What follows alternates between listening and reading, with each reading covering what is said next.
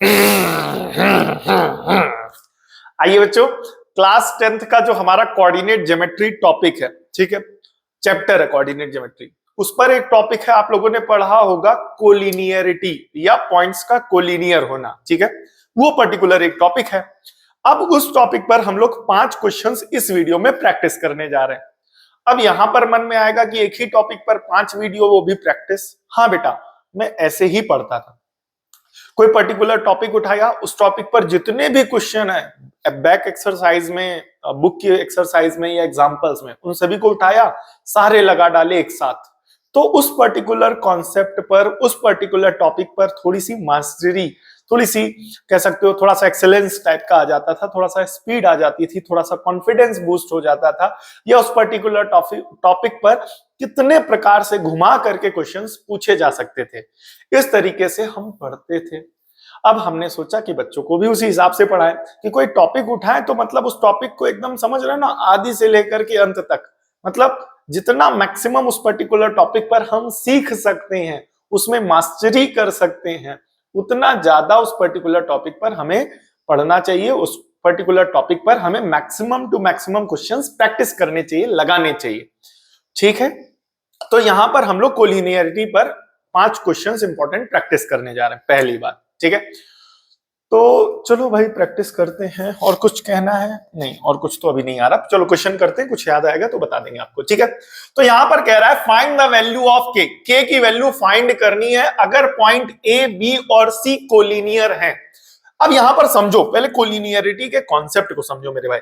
Collinear का मतलब क्या होता है? मान के चलो अगर एक स्ट्रेट लाइन है, अगर एक स्ट्रेट लाइन है तो मान करके चलो ये पॉइंट है ए, ये पॉइंट है बी और ये पॉइंट है सी। तो अगर एक स्ट्रेट लाइन पर 3 पॉइंट लाई करेंगे तो ये तीनों पॉइंट कोलिनियर कहलाएंगे। क्या कहलाएंगे बेटा? कोलिनियर कहलाएंगे, पहली बात। अब सोचो, दूसरी बात समझो, अगर ए को थोड़ा सा आगे या पीछे कर दें तो ए को बी से जोड़ें, बी को सी से जोड़ें और सी को ए से जोड़ें, या पीछे कर दें तो ए को बी से जोड़ें, बी को सी से जोड़ें और सी को ए से जोड़ें, तो कोई एक ट्राइंगल बना कि नहीं बना? ठीक। अब पिछली बार हमने ए को इधर उधर किया था, ठीक है।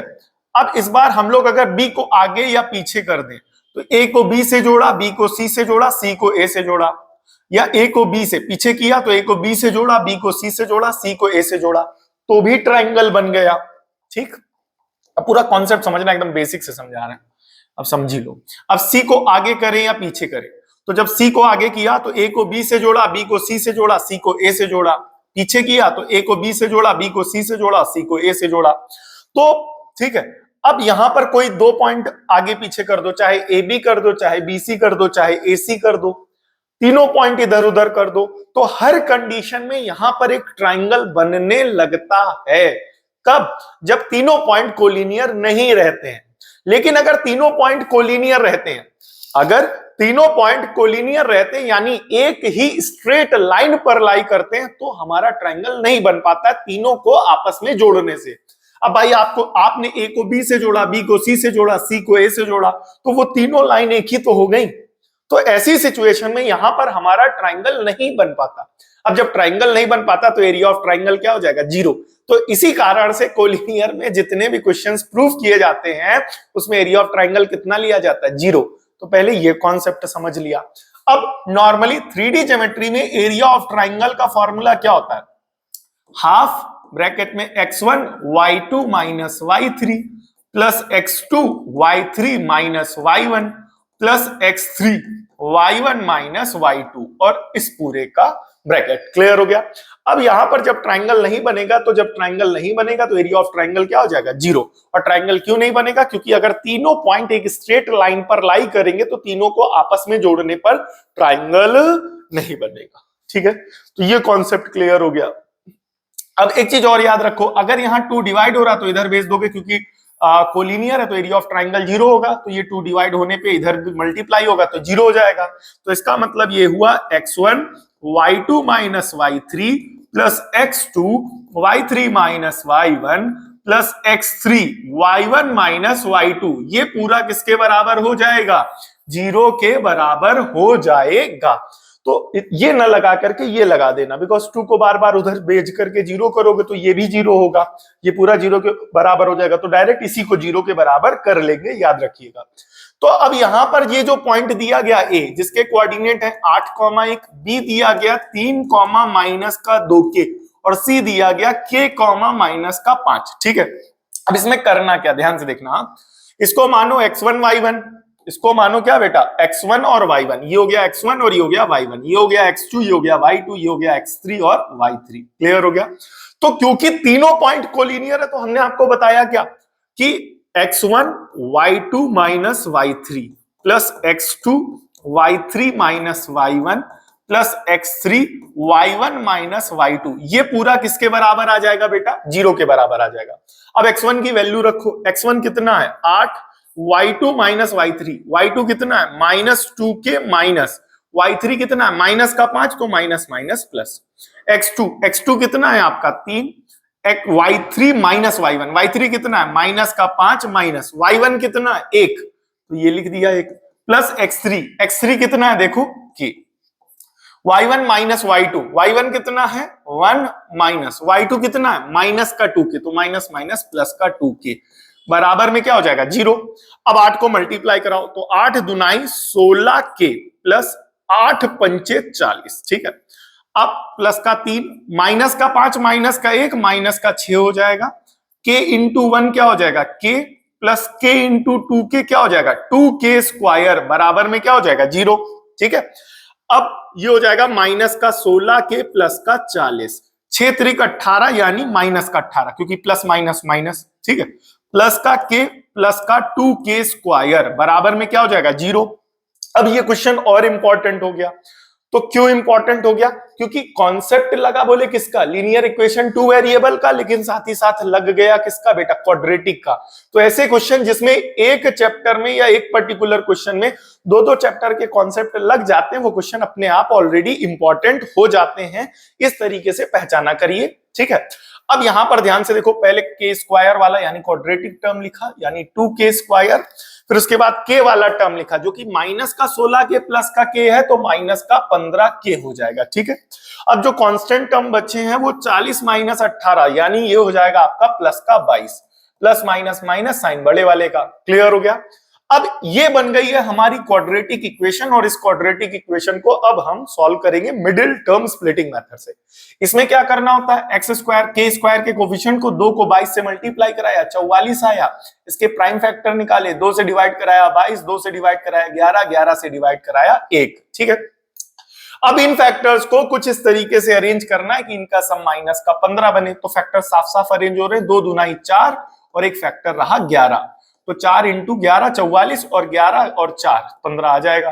लेकिन यहां पर ये माइनस का आ रहा है, कैसा आ रहा है बेटा, माइनस का आ रहा है, तो कैसे एडजस्ट करेंगे, 2k स्क्वायर दोनों माइनस कर दो, माइनस का 4k माइनस का 11k प्लस का 22 बराबर में 0। तो कहने का मतलब ये, इस माइनस के 15k को क्या लिखा, माइनस का 4k माइनस का 11k, ठीक है। अब यहां पर 2k सॉल्व करेंगे तो ये हो जाएगा k माइनस का 2, यहां पर माइनस का 11 सॉल्व करेंगे तो k माइनस का 2 बराबर में 0, 11 को चला गया कॉमन, तो 11 दुनाई 22 यानी 2 बचेगा।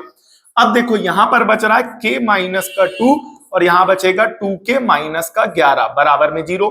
तो एक बार इस वाले फैक्टर यानी k माइनस 2 को 0 के बराबर कर दो, और एक बार इस वाले फैक्टर यानी 2k माइनस 11 को 0 के बराबर कर दो। तो 2k माइनस का 11 चला गया उधर का 11, तो 11 k कितना आ गया 11/2, माइनस का 2 उधर चला गया, तो माइनस का 2 उधर चला गया, तो k की वैल्यू आ गई 2, तो k की वैल्यू आ रही है 2 और 11/2, आंसर की अपने पास है, मैच कर लेते हैं, बोले कितना 2 और 11/2 इज द राइट आंसर, ठीक है। तो अब यहां पर दूसरा क्वेश्चन इसी तरीके से सॉल्व करेंगे।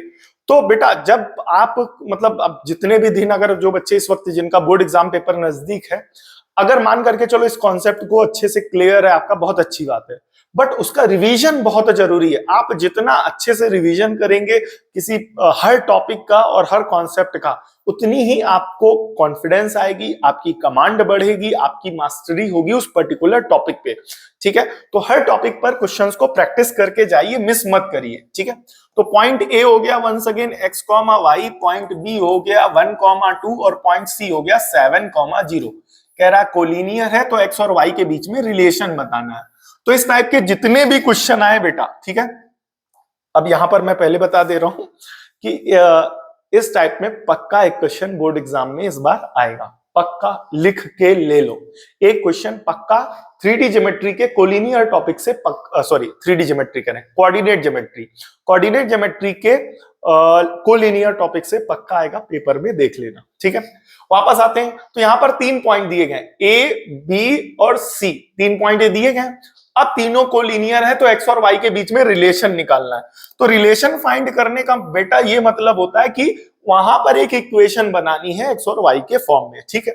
तो ये 3 पॉइंट दिए गए, कुछ नहीं करना, ये x1, y1, x2, y2, x3, y3, 3 point मान लिए। अब हमने एक आपको डायरेक्ट कॉन्सेप्ट बताया था, बोले क्या, अगर 3 पॉइंट कोलिनियर होते हैं तो ऐसी सिचुएशन में x1 y2 minus y3 plus x2 y3 minus y1 plus x3 y1 minus y2, इस पूरे की वैल्यू किसके बराबर होती है बेटा, 0 के बराबर होती है। किसके बराबर होती है मेरे भाई, 0 के बराबर। अब ये वैल्यूज रख दो यहां से उठा के, x1 कितना है, x1 देखो ये है x, ठीक है, तो x y2 minus y3, y2 कितना है 2 माइनस का 0 प्लस x2 कितना है यहाँ पर 1, y3 माइनस y1, y3 कितना है 0 माइनस का y प्लस x3 कितना है 7, y1 माइनस y1 कितना है y माइनस का 2 बराबर में क्या हो जाएगा 0। अब x 2 माइनस 0 क्या हो जाएगा 2, 1 0 माइनस y माइनस का y प्लस 7 y माइनस का 2 बराबर में क्या हो जाएगा 0। अब 2 इंटू एक्स क्या हो जाएगा 2x हो जाएगा, 1 इंटू माइनस का y हो जाएगा। अब कैलकुलेशन देखो बेटा, कैलकुलेशन एंजॉय किया करो आप लोग, अच्छे से किया करो, आराम से किया करो। अब होता क्या है ना कि मैथ हमारी प्रैक्टिस करने की आदत नहीं है, तो वो जो मैथ्स के स्टेप्स होते हैं ना वो हम एंजॉय नहीं कर पाते हैं। और सच बताऊं, जब मैं आपके स्टूडेंट लाइफ में आपके स्टेज में था, क्लास 10th में था, तो ये स्टेप्स परफॉर्म करने में मुझे बहुत अच्छा लगता था, ठीक है।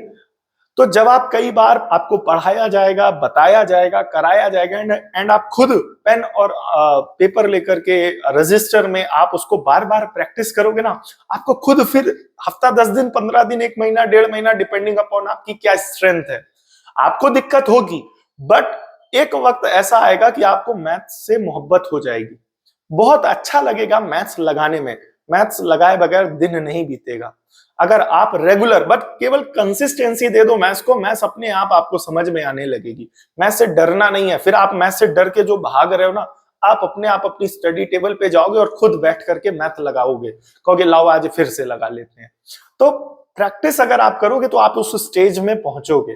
प्रैक्टिस बहुत जरूरी है, ठीक है। अब यहां पर देखो प्लस का 7 इंटू वाई क्या हो जाएगा 7y हो जाएगा, माइनस 7 दुनाई 14 माइनस का 14, ठीक है।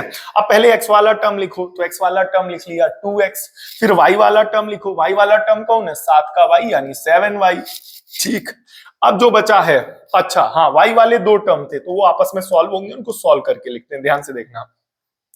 यहां पर y वाले कौन से टर्म है, ध्यान से देखो 7y माइनस का y, तो 7y माइनस का y टोटल क्या हो जाएगा 6y, ठीक है। अब माइनस का 14 बचा, माइनस का 14 बराबर में 0, ठीक है। आंसर ये हो गया। बट यहां पर 2 कॉमन दिख रहा है तो 2 कॉमन ले लेते हैं। अब जैसे हमने बोल दिया कि 2 कॉमन दिख रहा है, कई बच्चे जो इस वक्त देख रहे होंगे उनके कईयों के दिमाग में आएगा कि हाँ 2 कॉमन दिख रहा है, और कईयों को दिमाग में नहीं आया होगा कि हाँ 2 कॉमन लिया जा सकता है। तो जिनके दिमाग में नहीं आया ना, उनको मैं बताना चाहूंगा बेटा बस आपने प्रैक्टिस नहीं की है, प्रॉपर मैथ्स पे फोकस नहीं किया है, कंसंट्रेशन नहीं किया है, लगाया नहीं, इस वजह से आपके दिमाग में नहीं आया। अब रेगुलर लगाते रहोगे, आपके दिमाग में आगे के स्टेप खुद दिमाग क्या करेगा, आपको सजेस्ट करेगा कि ये वाला करो, वो वाला करो, ऐसा करो, यहाँ पर ये हो सकता है। तो आप जब उस चीज को करोगे आपकी खुद मैथ्स इंप्रूव हो जाएगी, आपको खुद पहले से पता लगने लगेगा, चलने लगेगा कि आगे के स्टेप्स उस मैथ्स के क्वेश्चन में क्या होंगे। तो यहाँ पर 2 कॉमन ले लो, तो ये हो जाएगा x प्लस 3y माइनस का 7 बराबर में 0। तो 2 मल्टीप्लाई हो रहा, उधर भेज दो के डिवाइड हो जाएगा, तो 0 को डिवाइड करेगा तो 0 ही बना रहेगा, यानी x प्लस 3y माइनस का 7 बराबर 0। एक रिलेशन ये बन रहा है, और चाहो तो माइनस का 7 उधर भेज दो, तो x प्लस 3y बराबर में 7 ये बन जाएगा। तो x प्लस 3y आंसर की भी अपने पास है, लेके चलते हैं। यहां पर जो रिलेशन बताया गया उसमें 7 को इधर ही रखा गया, अगर आप उसको उधर भेज देंगे तो उससे कोई बहुत बड़ा इशू नहीं है, ओके, ठीक है। नाउ द नेक्स्ट, ये भी वैसा ही क्वेश्चन है, तो इस क्वेश्चन को आप लोग करेंगे। Find the relation between the point x, y -5,7 and c -4,5। Same वही क्वेश्चन है और आप देख रहे हैं सीबीएसई 2015 का क्वेश्चन है, और ये वाला 19 में आया है और ये वाला 15 में आया है। एंड ठीक है, अब अगला कब आया है, चलो ये भी देख लेते हैं। तो पीवाईक्यूज लगाओ। अच्छा भाई, ये तो कई बार आया, इसमें लिखा तो नहीं है बट स्टिल मैं आपको बता रहा हूं, इसको लिख लो, ये मैं ही कराऊंगा, ये आपको करने के लिए नहीं दूंगा। एंड क्वेश्चन बैंक उठाओगे ना, पक्का ये क्वेश्चन आपको मिलेगा। बोले क्या पॉइंट है 3, बोले कौन, एक पॉइंट है ए, ठीक है, ए पॉइंट है जिसके कोऑर्डिनेट है a,0, दूसरा पॉइंट है बी जिसके कोऑर्डिनेट है 0,b, और तीसरा पॉइंट है 0,b, और तीसरा पॉइंट है सी जिसके कोऑर्डिनेट है 1,1। तीनों कोलिनियर है, तीनों क्या बेटा, कोलिनियर है। तो हमें प्रूफ करना है 1/a प्लस 1/b बराबर में 1। ये क्वेश्चन इंपॉर्टेंट है। तो यहां पर जनरली जब आप इक्वेशन सॉल्व करोगे तो a और b न्यूमरेटर में आएगा, बट कैसे इस a और b को डिनोमिनेटर में लाना है वो एक इंपॉर्टेंट स्टेप है। और अगर आप पहले से प्रैक्टिस करके जाएंगे, सॉल्व करके जाएंगे तो दिमाग में स्ट्राइक करेगा पेपर में, अदरवाइज स्ट्राइक नहीं करेगा, आइडिया नहीं लगा पाएगा दिमाग। तो इसलिए प्रैक्टिस बहुत जरूरी है, ठीक है। अब तीनों पॉइंट लिख लिए, इसको मानो x1 y1 और इसको मानो x2 y2 और इसको मानो x3 y3, ठीक है। अब हमने बताया था कि अगर 3 पॉइंट कोलिनियर होंगे तो क्या होगा, बताओ। 3 पॉइंट कोलिनियर होंगे तो x1 y2 minus y3 plus x2 y3 minus y1 plus x3 y1 minus y2, ये पूरा किसके बराबर हो जाएगा, 0 के बराबर हो जाएगा। अब x1 की वैल्यू रखो, x1 है a, ठीक है, y2 माइनस y3, y2 कितना है b माइनस 1, ठीक है भाई, b माइनस का 1, ठीक है, ओके, ये हो जाएगा b माइनस का 1 प्लस x2 कितना है, देखो x2 0 है, x2 0 हो गया तो इसको y3 माइनस y1 लिखा रहने दो। चाहो तो आप y3 और y1 की वैल्यू लिख दो, बट यहां पर 0 लिखा हुआ है तो वो 0 हो जाएगा, तो उसके लिए वैल्यू रखना और ना रखना कोई बहुत ज्यादा खास फर्क नहीं डालेगा, ठीक है। x3 कितना है, x3 है 1, ठीक है, y1 माइनस y1 कितना है 0 माइनस y2 कितना है b, और बराबर में कितना चलेगा 0, ठीक है।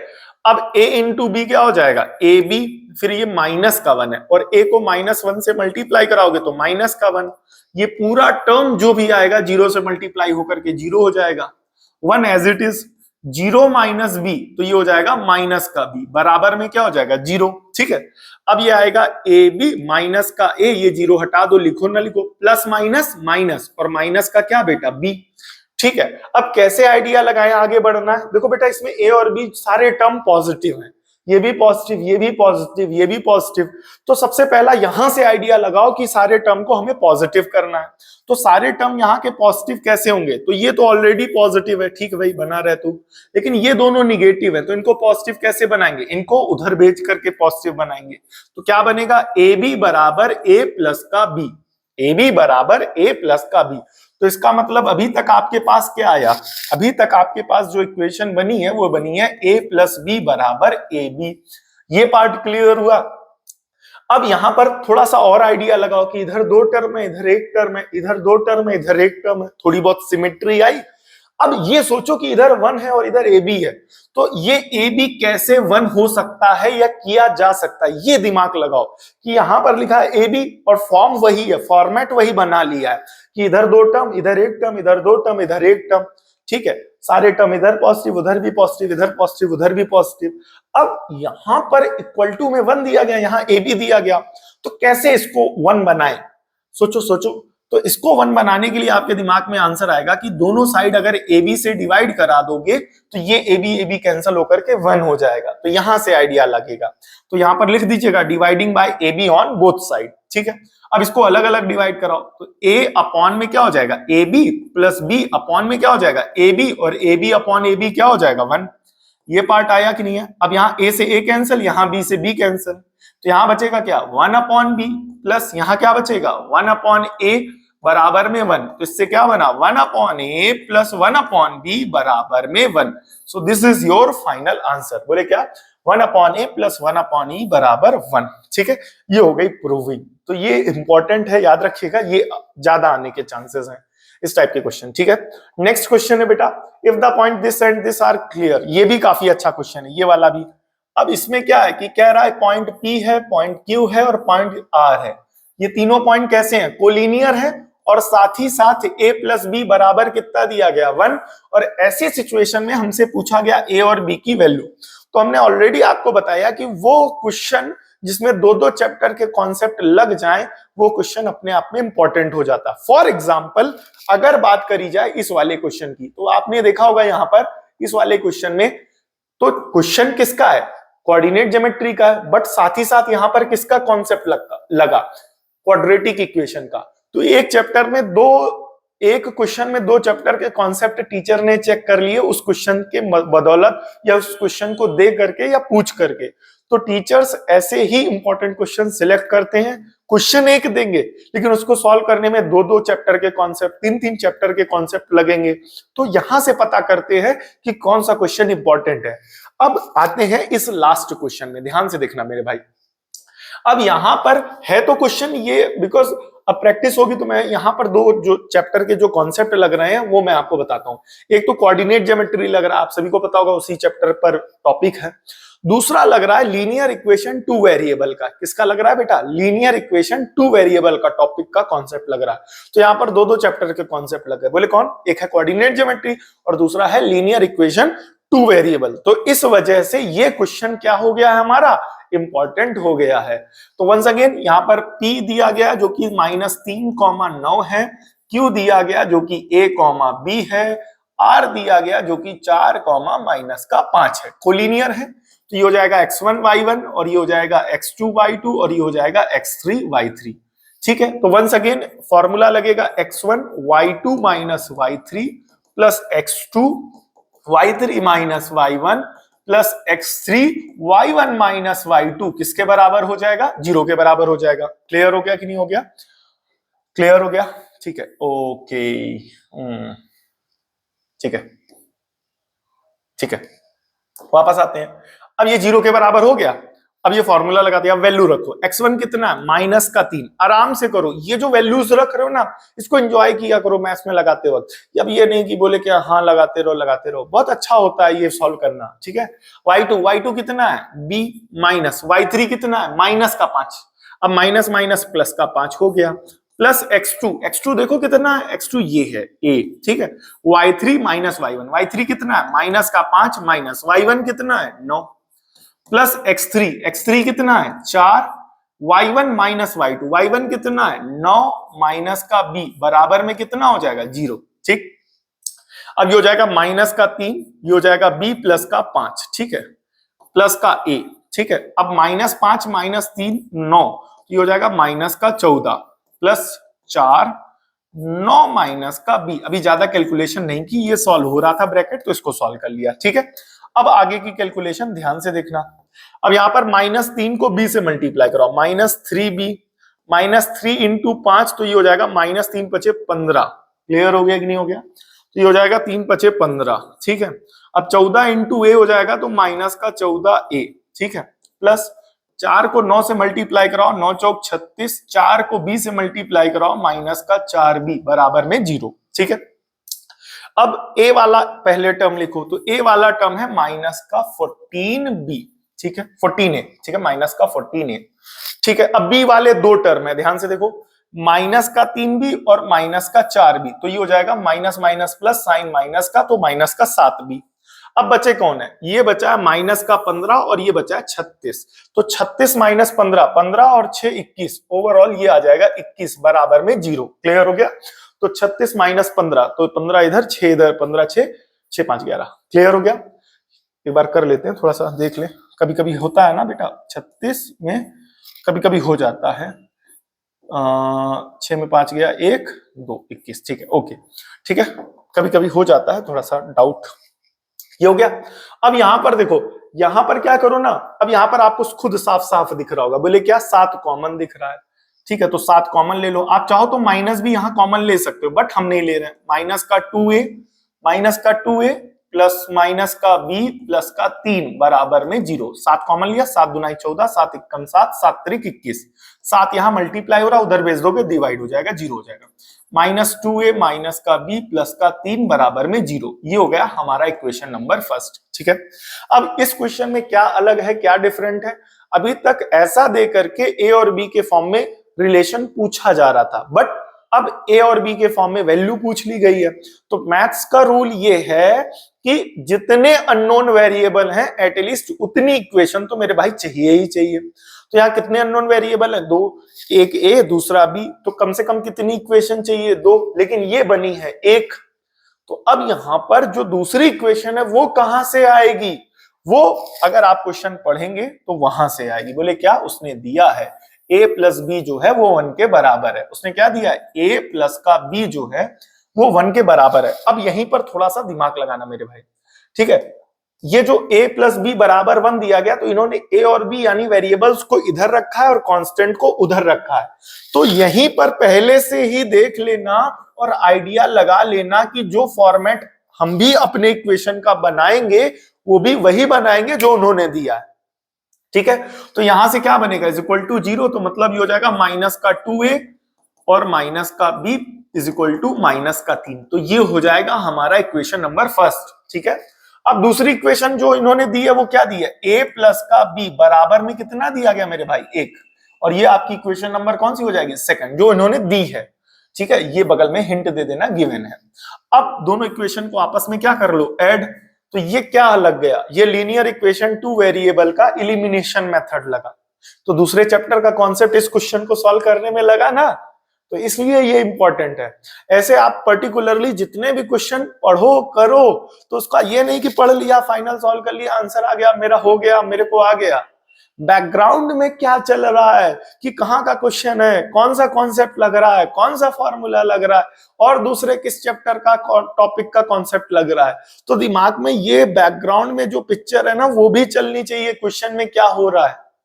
केवल उतना ही नहीं कि हाँ दिया गया था इस तरीके से निकालते, हमने निकाल लिया, मेरा हो गया और इस तरीके से देगा तो ऐसे निकाला जाता है। नहीं, कि देखो मेरे भाई कि दिया गया है एक इक्वेशन, अब यहाँ एक इक्वेशन है, 2 वेरिएबल है, कैसे निकलेगा? तो दूसरे वेरिएबल के लिए हमें यहाँ पर एक इक्वेशन उन्होंने एक्स्ट्रा दी है, तो उसको हमने सॉल्व किया, एलिमिनेशन मेथड लगाया।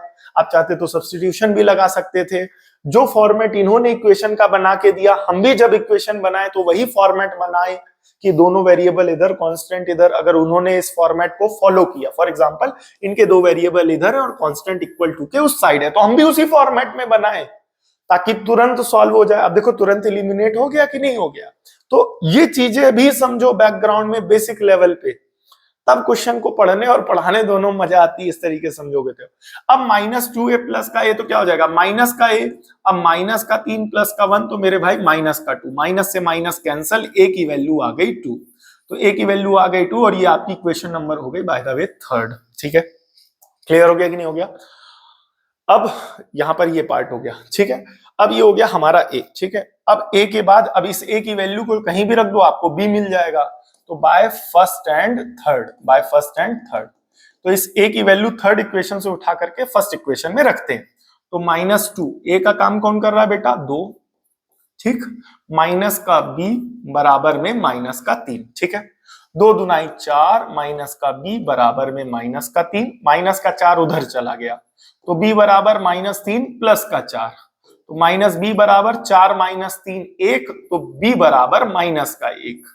तो b a आ गया 2, b आ गया -1, a आ गया 2, b आ गया -1। आंसर भी मैच हो गया। ठीक है मेरे भाई, तो ये हो गए पांचों क्वेश्चन, आंसर भी मैच हो गए, प्रैक्टिस भी हो गई। ठीक है, बच्चों को बताना चाहूंगा कि आज मैं जब ऑफलाइन पढ़ा रहा था तो मेरी थोड़ी तबीयत भी खराब थी, बट फिर उसके बाद मैंने जो है छुट्टी भी जल्दी ही कर दी। जो कोचिंग के बच्चे हैं वो तो जानते ही हैं, कमेंट में बता भी सकते हैं कि आज जल्दी ही छुट्टी हो गई थी। बट कल के लिए मैंने चैनल पे कोई एक्स्ट्रा वीडियो बना करके नहीं रख पाई थी, नहीं रखी थी, एंड आज ही मुझे बनानी थी। तबीयत थोड़ी सी खराब अभी भी है और आप आराम से इसीलिए बोल रहे हैं। तो बट स्टिल तबीयत खराब होते हुए भी आज हम वीडियो बना रहे हैं आप सभी के लिए। अपने लिए तो बना ही रहे, आप सभी के लिए बना रहे हैं। तो यहाँ से बस कहने का पर्पस ये बेटा, तबीयत खराब होना एक एक्सक्यूज भी लेकर के या अपने लिए या आपके लिए पर्टिकुलरली अपने लिए हम नहीं बना सकते थे वीडियो, या नहीं जाते, नहीं कोई कुछ कहता थोड़ी ना हमसे आकर के, सब कुछ तो हमारा ही यहाँ, हम पे कौन रूल कर रहा है यहाँ पर, ठीक है। तो कोई हमसे पूछने वाला नहीं है ना, कहने का मतलब। बट स्टिल अपने काम के प्रति जिम्मेदारी और जवाबदेही है ना हमको अपने आप से, कि नहीं यार मुझे करना है। तो जब आप पढ़ो तो अपने आप के प्रति आपकी भी जवाबदेही इसी तरीके से होनी चाहिए। सुबह नहीं उठ रहे हो, लापरवाही कर रहे हो, घूमने जा रहे हो, तो अपने आप से पूछो यार मेरा पेपर है, मेरे को पढ़ना है, मेरे को मेहनत करनी है, मेरे को रिजल्ट चाहिए, तो एफर्ट्स आपको भी लगाने पड़ेंगे।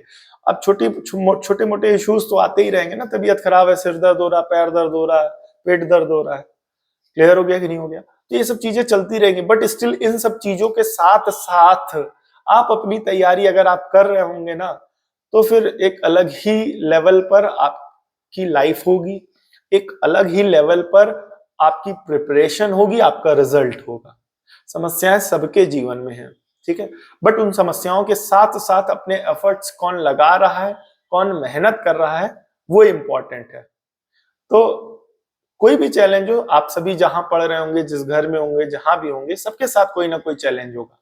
तो उन सभी चैलेंजेस के साथ जो पढ़ रहा है, मेहनत कर रहा है, सुबह उठ रहा है, शाम को जग रहा है, रात को जग रहा है, लगा रहा है, मैथ्स प्रैक्टिस कर रहा है, अलग अलग सब्जेक्ट पर डे पढ़ रहा है, तो वो आगे बढ़ेगा। समस्याओं को देख करके अगर हम ये सोच लें कि भाई ठीक है, ओके है, आराम से अपने हथियार डाल दें, अपनी प्रैक्टिस करना छोड़ दें, अपने एफर्ट्स डालना छोड़ दें, तब हमें कोई चीज अचीव नहीं होगी। हमें कोई चीज अचीव तब होगी जब हम उन सभी चीजों के साथ साथ होते हुए, समस्याओं के, प्रॉब्लम्स के मन होते हुए, ना मन होते हुए, हम अपने एफर्ट्स को, काम को करें। चाहे मन हो तो, चाहे ना मन हो तो, चाहे तबीयत ठीक हो तो, चाहे ना हो, चाहे चीजें विपरीत कितनी ही क्यों ना हो, बट अगर हम अपने लक्ष्य के प्रति समर्पित होकर के काम करेंगे तो एक दिन सफलता अवश्य मिलेगी, ठीक है। समझ में आएगी नहीं यार? तो इस वजह से मेहनत करते रहिए। अभी भी जिन बच्चों ने मेहनत करना नहीं चालू की है, अभी भी 45 दिन के आसपास, सॉरी 35 दिन के आसपास हैं, मोटा माटी मान करके चलो कि जनवरी पूरी बची हुई है। केवल पूरी जनवरी ईमानदारी से मेहनत करके पढ़ लोगे तो भी काफी कुछ आप अचीव कर सकते हैं, ठीक है। तो मेहनत करते रहिए, मेहनत के बगैर सफलता नहीं मिलेगी, जो मिलेगी वो शॉर्ट टाइम पीरियड के लिए मिलेगी, वो सस्टेन नहीं कर पाएंगे आप, ठीक है। आप सभी वीडियो के लास्ट तक बने रहे, इसके लिए बहुत बहुत धन्यवाद। मिलते हैं नेक्स्ट वीडियो में आप, ठीक है, तब तक के लिए जय हिंद। आप सब बहुत अच्छे हैं, इसी तरीके से सपोर्ट करते रहिए।